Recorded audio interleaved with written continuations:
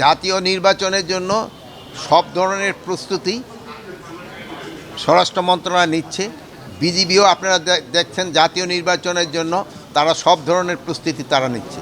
প্রায় 35 এবং প্রায় 35,000-এর মতো প্রায় 35,000 সদস্য এই ইলেকশনের সময় নিয়োজিত থাকবে এবং যে 2-4টা যে অস্ত্রতে ঢুকতেছে না তা না, এবং ঢুকতেছে এবং এগুলি কিন্তু ধরা হচ্ছে ডেইলি। দেখবেন যে ধরা হচ্ছে এই 1-2টা করে কিন্তু ডেইলি, একদিন 5টা বিদেশি পিস্তলও কিন্তু ধরা হচ্ছে। মানে কোনো রকমের কোথাও ছাড় দেওয়া হচ্ছে না। স্যার, একই সাথে কেরানীগঞ্জে আমরা দেখলাম যে একটা ব্লাস্টের ঘটনা ঘটেছে মাদ্রাসায়।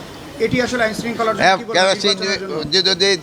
যে অপকর্মটা করছে সে তো পলাতক, কিন্তু তার সহযোগী কিন্তু ধরা হয়ে গেছে এবং তার ওয়াইফ এরাও কিন্তু কাস্টডিতে আসছে এবং এবং মানে অ্যাকচুয়াল যে এটা তাকে ধরার চেষ্টা করা হচ্ছে।